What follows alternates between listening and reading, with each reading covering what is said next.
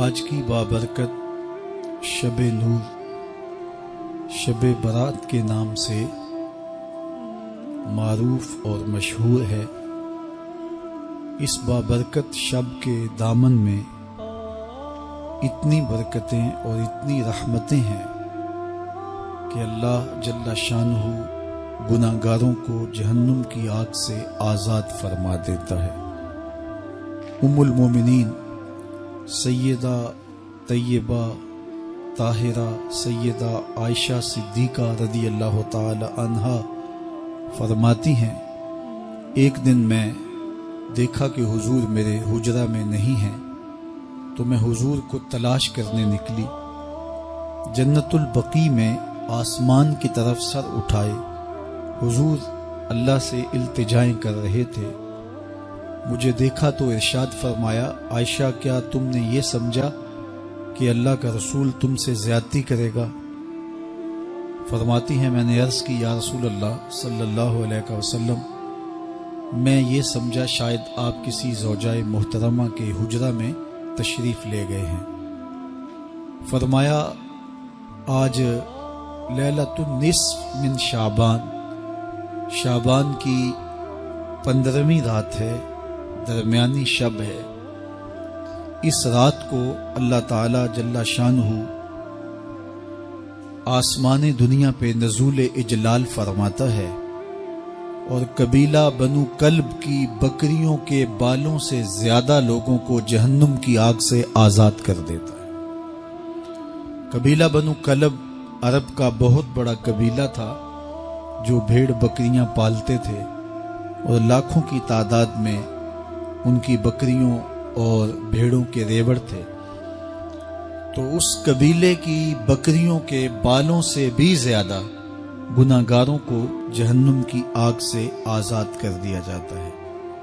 تو یہ وہ بابرکت شب رحمت ہے، شب نور ہے، جس کے دامن میں اتنی برکتیں ہیں کہ کوئی محروم نہیں رہتا۔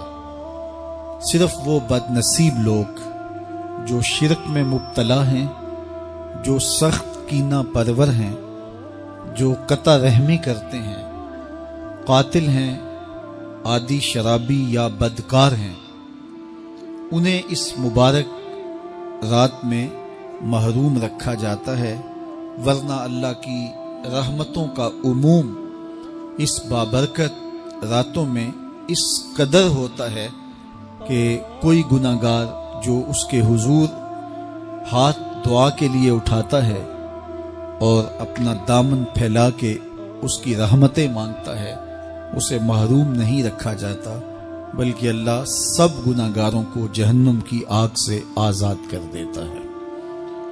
ایک روایت میں آتا ہے کہ اللہ لیلۃ النصف من شعبان کی 15ویں رات کو آسمان دنیا پہ اپنی رحمتوں سے جلوہ گر ہوتا ہے اور فرماتا ہے کوئی رزق مانگنے والا، میں اس کی جھولیاں بھر دوں، ہے کوئی مغفرت طلب کرنے والا، میں اس کے گناہ معاف کر دوں، ہے کوئی مجھ سے عافیت مانگنے والا، میں اس کو عافیتوں سے نواز دوں، ہے کوئی فلاں چیز مانگنے والا، ہے کوئی فلاں چیز مانگنے والا۔ اس کی رحمتیں آواز دیتی ہیں اور یہ آواز غروب آفتاب سے لے کر کے طلوع فجر تک مسلسل بندوں کو دی جاتی ہے، اور بندے اس کے حضور اگر دستے طلب دراز کریں، اپنی جھولی پھیلائیں، تو اللہ تعالیٰ ان کو ان کے مانگنے سے بھی زیادہ عطا فرماتا ہے۔ اس امت کو اللہ تعالیٰ نے اس طرح کی راتیں دے کر کے مغفرت، بخشش، غفران اور رحمتوں کی فراوانی نصیب کی ہے۔ میرے حضور نے ارشاد فرمایا، ایک شخص صبح سے لے کے ظہر تک مزدوری کرتا ہے، اس کو ایک قیرات ملتا ہے۔ ایک ظہر سے لے کر عصر تک مزدوری کرتا ہے، اس کا وقت تھوڑا ہے لیکن اس کو بھی ایک قیرات ملتا ہے۔ اور تیسرا شخص عصر سے لے کر مغرب تک مزدوری کرتا ہے، اس کو 2 قیرات ملتے ہیں، جبکہ اس کا وقت دونوں سے کم ہے۔ فرمایا، پہلی مثال یہود کی ہے، دوسری مثال نصارہ کی ہے، اور تیسری مثال میری امت کی ہے کہ اس کو تھوڑے عمل پر زیادہ ثواب دیا جاتا ہے۔ تو یہود اور نصارہ نے اس پہ برا منایا تو حضور علیہ السلام نے فرمایا کہ اللہ نے ان کے اجر میں تو کمی نہیں کی، لیکن مسلمانوں کو زیادہ اجر دے دیا، تو یہ اس کی کرم نوازی ہے۔ تو یہ تھوڑے وقت کی عبادتیں اور چند راتوں کی بیداری اور مخصوص اوقات میں اللہ کے حضور عبادت و ریاضت ایک گناہگار کو کہاں سے کہاں تک پہنچا دیتی ہے، اس کے گناہوں کی معافی کا ذریعہ بھی بنتی ہے اور درجات کی بلندی کا سبب بھی۔ دیکھیے لیلۃ القدر ایک رات 1000 مہینے کی عبادتوں سے بہتر قرار پاتی ہے۔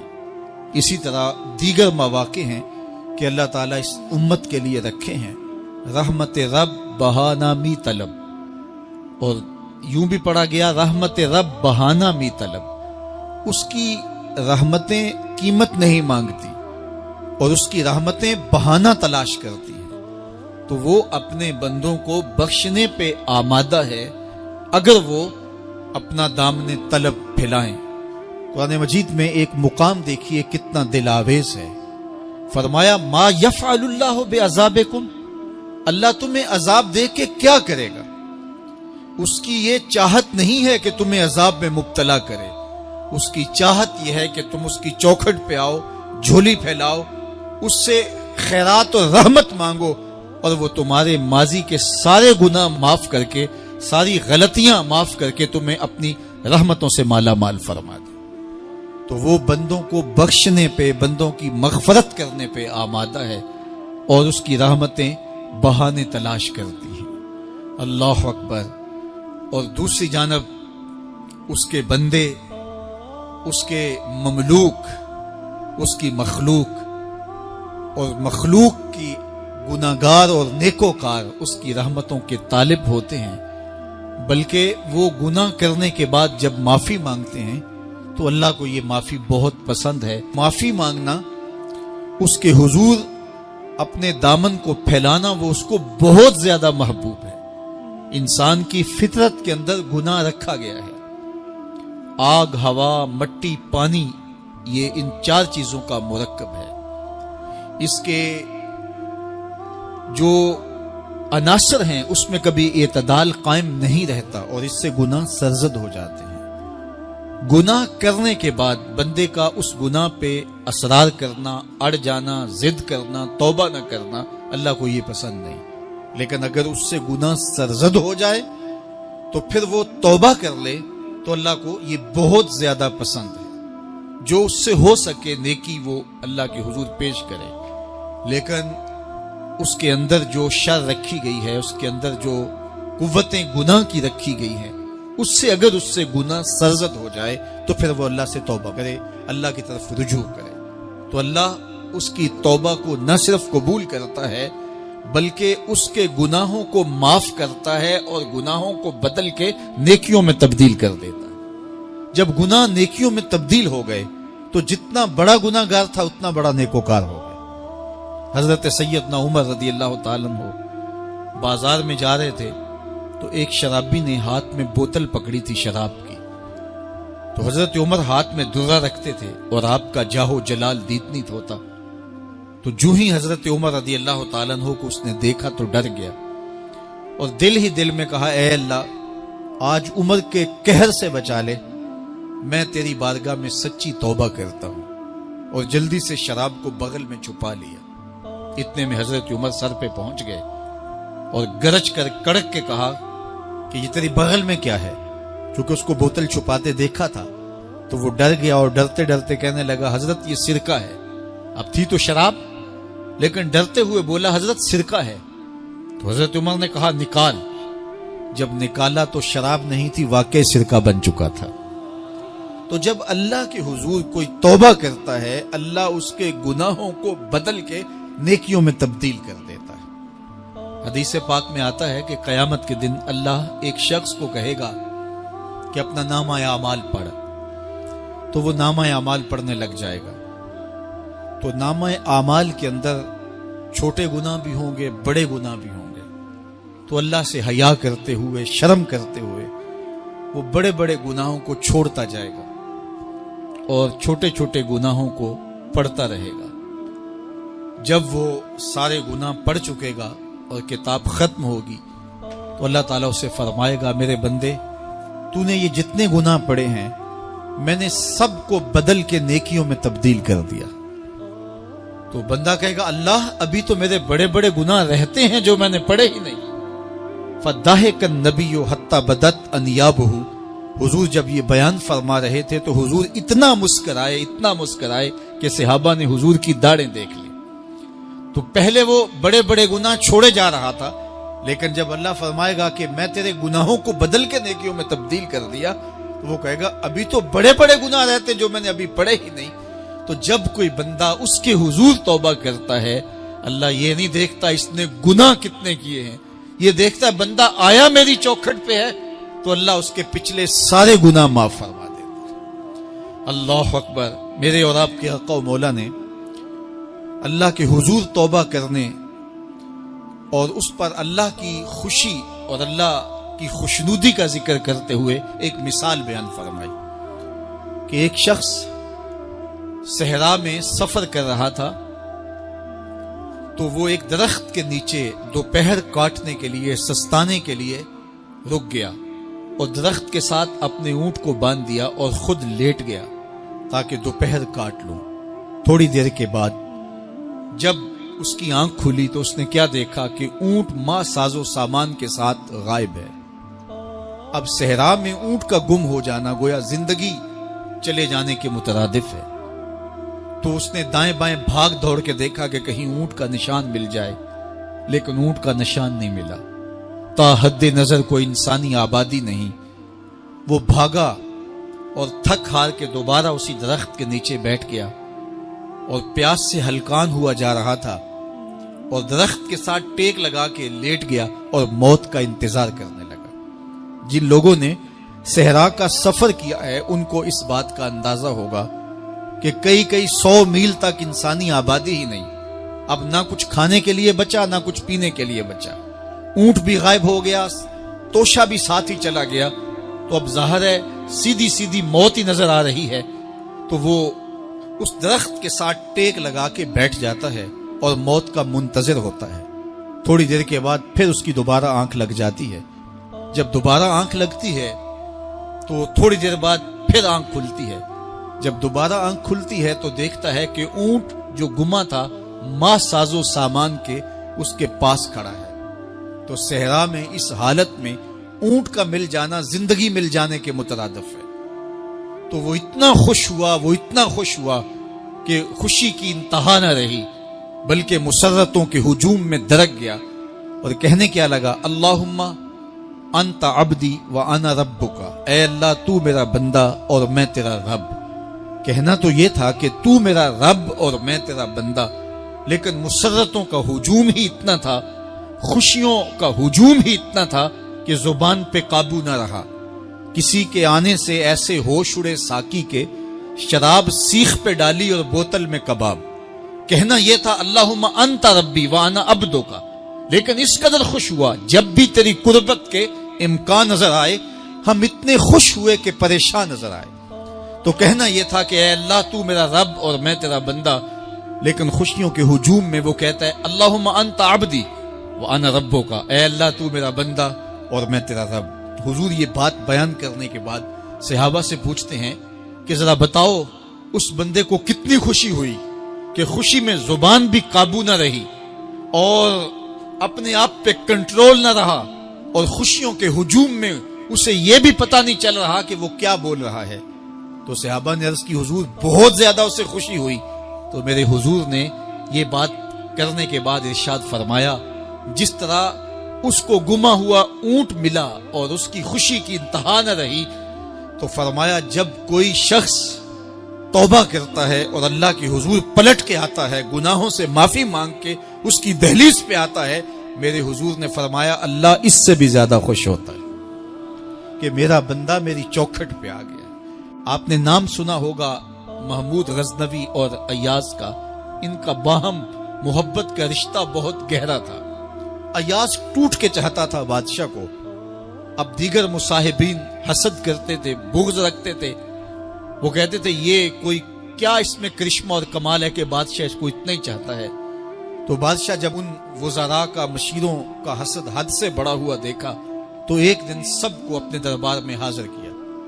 दरबार में एक तालाब था, तो उसमें मुट्ठी भर के मोतियों की फेंक दी और एक एक वजीर को कहा कि ये मोती निकाल के लाओ और ये ख्याल करना कि तुम्हारा लिबास भी, तुम्हारा बदन भी नहीं भीगना चाहिए। तो सबने कहा कि ये अजीब बात है कि हौज की तह से मोती निकाल के लाएं और लिबास भी ना भीगे और बदन भी ना भीगे, ये तो लाजमी होगा। फिर दूसरे वजीर को कहता कि ये मोती निकाल के लाओ, तुम्हारा लिबास भी नहीं भीगना चाहिए, तुम्हारा बदन भी नहीं भीगना चाहिए। तो वो आगे से हुज्जत करता, ये कैसे हो सकता है कि बदन भी और लिबास भी ना भीगे और मोती भी निकाल लाऊं। तीसरे को, चौथे को, पांचवें को, हर एक आगे से हुज्जत करे, ये कैसे हो सकता है। फिर अयाज आ गया तो बादशाह ने अयाज को कहा कि ये मोती निकाल के लाने हैं और तुम्हारा लिबास भी और तुम्हारा बदन भी नहीं भीगना चाहिए। अयाज ने फौरन छलांग लगाई और मोती निकाले।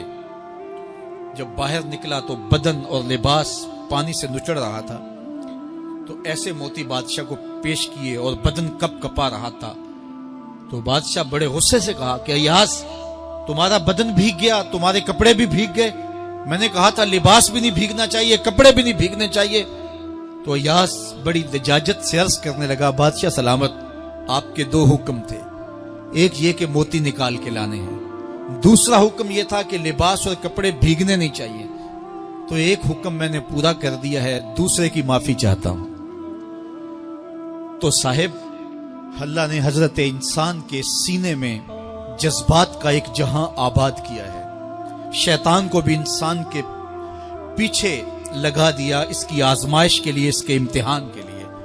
नफ्स भी इसके अंदर मौजूद है और दूसरी जानब इसको गुनाहों से मना भी किया और नेकी की तलकीन भी की। अब कितनी मुश्किल जिंदगी है हजरत इंसान की। आई जान शकंजे अंदर जिवें वेलने दे विच गन्ना। कितनी मुश्किल जिंदगी है। ख्वाहिशें हैं कि आवारा हैं, आरजुएं हैं कि बेकाबू हैं, और दूसरी जानिब अल्लाह का हुक्म है। अब क्या करे? तो गुनाह करने के बाद फिर अल्लाह के हुजूर तौबा कर ले, जो मुमकिन हो वो नेकी करे और गुनाह से मकदूर बचने की कोशिश करे। लेकिन बशरी तकाजों के तहत अगर उससे गुनाह कभी सरजद हो जाए तो उस पर अकड़े ना और उस पे मुसर ना रहे, उस पे असरार ना करे, बल्कि फौरन अल्लाह के हुजूर तौबा करे। गुनाह करने के बाद बंदा जब तौबा करता है, अत्ताइबु मिनज़्ज़म्बि कमल ला ज़म्ब लहू, तो वो ऐसे होता है जिस तरह उसने गुनाह किया हुआ ही नहीं। बंदा 100 बार गुनाह करके तौबा करे, अल्लाह 100 बार माफ फरमा दे। वो करीम है, 70 माओं से ज्यादा प्यार करता है। तो बंदे उसकी दहलीज पे जब तौबा करते हैं, रुजू करते हैं और उससे माफी मांगते हैं, तो वो ये नहीं देखता कि ये गुनाहगार कितना बड़ा है, वो ये देखता है कि ये मेरी दहलीज पे आया है और उसके माँ कबल के सारे गुनाह माफ भी करता है, बल्कि गुनाहों को बदल के नेकियों में भी तब्दील कर देता है। आइए अब कुरान मजीद में उन लोगों की कहानी भी पढ़िए जो अपनी जिंदगी को अपने मालिक के नाम लगा चुके हैं और उनसे अगर कोई मामला सरजद हो जाता है तो वो किस कदर अल्लाह से डरते हैं। वल्लज़ीना यूतूना मा आतो व कुलूबुहुम वजिला अन्नहुम इला रब्बिहिम राजिऊन। फरमाया कि वो लोग जब उनसे कोई खता सरजद हो जाती है, कोई गुनाह हो जाता है, तो उनके दिल लरस जाते हैं, खौफे खुदा से वो कांपने लग जाते हैं। अन्नहुम इला रब्बिहिम राजिऊन, तो वो अपने रब की तरफ रुजू करने वाले होते हैं। अगर उनसे कभी कोई गुनाह सरजद हो जाए, उनसे कोई गलती सरजद हो जाए, तो फिर उस पर जिद नहीं करते, उस पर मुसर नहीं हो जाते, उस पर हुज्जतें और दलीलें नहीं लाते, बल्कि वो क्या करते हैं, फौरन अल्लाह के हुजूर रुजू करते हैं और माफी मांगते हैं। और अल्लाह को ये बहुत पसंद है कि कोई मुझसे माफी मांगे और अल्लाह उन्हें माफ कर देता है। अल्लाह अकबर। हजरत अब्दुल्ला इब्ने मसऊद रज़ी अल्लाह ताला अन्हु फरमाते हैं कि मोमिन की ये शान है कि जब वो गुनाह कर बैठे تو وہ یوں محسوس کرتا ہے جس طرح پہاڑ تلے آ گیا ہے۔ یہ اس کی کیفیت ہے کہ گناہ کرنے کے بعد، نافرمانی کرنے کے بعد اس کا دل لرز اٹھتا ہے۔ وَقُلُوبُهُمْ وَجِلَةٌ، ان کے دل خوف خدا سے لرزنے لگ جاتے ہیں کہ ہم سے یہ گناہ کیوں سرزد ہو گیا، یہ تو اللہ کی ناراضگی کا سبب ہے۔ تو حضرت عبداللہ ابن مسعود فرماتے ہیں یوں محسوس کرتے ہیں جس طرح پہاڑ تلے آ گیا ہے اور پہاڑ ابھی گر جائے گا اور انہیں کچل دے گا۔ تو وہ جلدی جلدی تلافی کرتے ہیں، توبہ کرتے ہیں، رجوع اللہ کرتے ہیں تاکہ ہمارا گناہ معاف ہو جائے۔ اور منافق کی مثال بھی بیان کی گئی، جب وہ گناہ کرتا ہے تو یوں محسوس کرتا ہے جیسے بدن پہ مکھی بیٹھی تھی، ہلکے اشارے سے اڑا دی۔ سویر سے لے کر شام تک کتنی بار ہم اپنے بدن پہ بیٹھی مکھیاں اڑا دیتے ہیں اور ہمیں شام کو یاد بھی نہیں ہوتا کہ یہ عمل ہم نے کتنی بار کیا ہے۔ میں اور آپ اپنے اندر اتر کر کے دیکھ سکتے ہیں ہماری کیفیت باطن کیا ہے۔ نمازیں چھوڑی، جھوٹ بولا، غیبت کی، چغلی کی، کسی کا دل دکھایا، کسی کو تکلیف دی، گالی گلوچ کیا، سب و شتم کیا، سویر سے شام تک کیا کیا گناہ کیے، کبھی خیال بھٹکے، کبھی سوچیں آوارہ ہوئیں، کبھی نگاہوں نے بدکاریاں کی، کبھی زبان نے جرم کیے، اور شام کو ہمیں یاد بھی نہیں ہوتا کہ آج ہم نے کیا کیا جرائم کیے، آج ہم نے کیا کیا گناہ کیے۔ اگر ہماری یہ کیفیت ہے تو یہ عملی نفاق ہے کہ بدن پہ مکھی بیٹھی اور اڑا دی۔ اور اگر ہماری کیفیت یہ ہے کہ گناہ کے بعد یہ محسوس ہوتا ہے کہ ہم پہاڑ تلے آ گئے اور اللہ کی ناراضگی ہم نے مول لے لیے اور جلدی جلدی توبہ کر کے رجوع کرنے کی جانب بڑھتے ہیں، تو پھر مبارک ہو، نہیں تو مجھے اور آپ کو اپنا محاسبہ کرنا چاہیے۔ ہمارے دلوں پر زنگ چڑھ گئے ہیں اور ہماری کیفیت یہ ہو گئی ہے کہ گناہ کرنے کے بعد بھی ہم ڈٹے رہتے ہیں، جبکہ زندگی یا صحاب رسول کی دیکھیے ان سے بھی کبھی کوئی خطا سرزد ہو جاتی تو وہ فوراً اس گناہ کی تلافی کے لیے حضور کی بارگاہ میں حاضر ہو جاتے۔ حضرت ابو لبابہ رضی اللہ تعالیٰ عنہ نے اپنے آپ کو مسجد نبوی کے ستون کے ساتھ بندھوا دیا اور کہا کہ جب تک میری معافی نہیں ہوگی تب تک اپنے آپ کو کھلواؤں گا نہیں۔ اور پھر جب ان کی بخشش کا اعلان ہوا تو پھر حضور کے ہاتھوں سے اپنے آپ کو انہوں نے کھلوایا۔ ایک خاتون حضور کی خدمت میں حاضر ہوئی اور عرض کی، یا رسول اللہ صلی اللہ علیہ وسلم، مجھ سے بدکاری سرزد ہو گئی ہے اور میرے پیٹ میں بچہ ہے اور میں چاہتی ہوں کہ آخرت کی سزا کی بجائے دنیا کے اوپر اس کی سزا مجھے دے دی جائے تاکہ میں پاک ہو جاؤں اور صاف ہو جاؤں، کیونکہ آخرت کی سزائیں بہت سخت ہیں۔ اللہ کے محبوب علیہ السلام نے جبریل امین سے ایک دن پوچھا تھا، مجھے جہنم کے عذابوں کا ذکر سناؤ، تو عرض کی، یا رسول اللہ صلی اللہ علیہ وسلم، سب سے ہلکا عذاب، اخف العذاب، ہلکا ترین عذاب یہ ہے کہ جہنمی کے پاؤں میں آگ کے جوتے رکھے جائیں گے، باقی اس کے پورے بدن پہ آگ نہیں ہوگی، صرف آگ کے جوتے اس کو پہنائے جائیں گے، لیکن اس کی حدت، گرمی اور شدت اتنی ہوگی، یغلی منہما دماغہ، اس کی شدت سے اس کا دماغ پگھل کر ناک اور کانوں کے ذریعے سے باہر آنا شروع ہو جائے گا۔ یہ سب سے ہلکے عذاب کی کیفیت ہے، اور جو عذاب سخت ہیں، الیاذ باللہ، اللہ تعالیٰ قرآن مجید میں فرماتا ہے، ثم لا يموت فیہا ولا یحیا، اس بڑے عذاب کا ذکر کیا جو جہنمیوں کو دیا جائے گا، فرمایا اس عذاب کی کیفیت یہ ہوگی، بندہ نہ جیے گا نہ مرے گا۔ جیے گا اس لیے نہیں کہ آگے اور پیچھے، دائیں اور بائیں آگ ہی آگ ہوگی، تو اس آگ میں جینا کو جینا تو نہیں ہوگا، اور مرے گا اس لیے نہیں کہ موت کو موت آ چکی ہوگی۔ جنت میں جنتیوں کو ایک ہی ڈر اور خدشہ ہوگا کہیں موت نہ آ جائے، اور جہنمیوں کو ایک ہی امید ہوگی کہیں موت آ جائے اور جان چھوٹ جائے۔ اللہ تعالیٰ مینڈے کی شکل میں موت کو لائے گا اور موت کو ذبح کیا جائے گا۔ جنتی جنت سے اور جہنمی جہنم سے دیکھ رہے ہوں گے، جب موت کو ذبح کر دیا جائے گا، اب موت نہیں ہے، تو جنتی اتنے خوش ہو جائیں گے کہ اگر موت کو موت نہ آئی ہوتی تو یہ خوشی سے مر جاتے، اور جہنمی اتنے مایوس، دکھی اور پریشان ہوں گے کہ اگر موت کو موت نہ آئی ہوتی تو یہ صدمے سے مر جاتے۔ تو وہ کتنا سخت عذاب ہوگا، الیاذ باللہ، کہ ہلکے ترین عذاب کی کیفیت یہ ہے کہ پاؤں میں آگ کا جوتا اور دماغ پگھل کے ناک اور کانوں کے راستے سے باہر آ جائے۔ تو اس نے عرض کی یا رسول اللہ صلی اللہ علیہ وسلم میرے اوپر حد جاری کر دیجئے، اور اس نے کہا کہ میرے پیٹ میں جو ہے وہ بچہ ہے۔ اللہ کے محبوب علیہ السلام نے فرمایا جاؤ جب بچہ پیدا ہو تو پھر آنا۔ وہ چلی گئی، تو جب بچہ پیدا ہوا تو گود میں اٹھائے پھر حضور کی خدمت میں حاضر ہوئی اور عرض کی یا رسول اللہ یہ ہے بچہ جو میں نے گناہ کیا تھا، بدکاری کی تھی، آج یہ اس کی نشانی ہے۔ تو اللہ کے محبوب علیہ السلام نے فرمایا کہ اسے لے جاؤ اور اسے دودھ پلاؤ، اور جب یہ کچھ کھانے پینے لگ جائے گا تو پھر آنا۔ تو تھوڑی دیر کے بعد، کچھ دنوں کے بعد وہ دوبارہ حاضر ہوئی اور اس نے اس بچے کے ہاتھ میں روٹی کا ٹکڑا دیا ہوا تھا اور عرض کی یا رسول اللہ دیکھ لیجئے اب یہ روٹی کھانے لگ گیا ہے۔ اللہ اکبر۔ تو اللہ کے محبوب نے فرمایا انہیں لے جاؤ اور جا کے انہیں سنگسار کر دو۔ اس کی یہ حد بنتی تھی، اس کو سنگسار کیا اور اس نے خود یہ سزا اپنے لیے قبول کی۔ مائز ابن مالک اسلمی عرض کی یا رسول اللہ طہرنی، مجھے پاک کر دیجئے۔ میرے حضور نے فرمایا جاؤ اللہ سے معافی مانگو۔ وہ گئے اور معافی مانگی، بے چینی اتنی تھی، پھر آ گئے اور عرض کی طہرنی یا رسول اللہ، حضور مجھے پاک کر دیجئے۔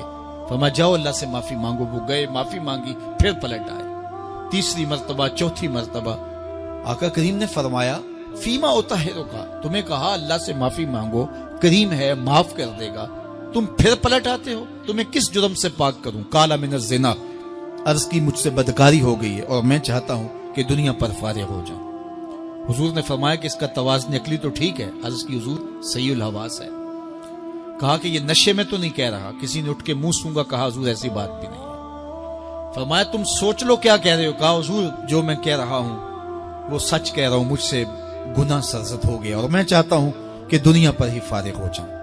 اللہ کے محبوب علیہ السلام نے فرمایا کہ انہیں سنگسار کر دو۔ مائز ابن مالک اسلمی کو سنگسار کر دیا گیا۔ جب ان کا جنازہ اٹھا تو حضور بھی جنازے کے جلوس میں تھے۔ کسی کی زبان سے نکلا لو مائز نے گناہ کیا تھا، بس یہ بات سننے کی دیر تھی، اللہ کے محبوب کے چہرے پہ جلال آ گیا۔ فرمایا خبردار اگر کسی نے میرے مائز پہ بات کی، میرے مائز نے ایسی سچی توبہ کی ہے اگر روئے زمین کے تمام مسلمانوں میں بانٹ دی جائے لکفاہم، سب کی مغفرت ہو جائے، کہ انہوں نے اپنے آپ کو خود پیش کیا ہے۔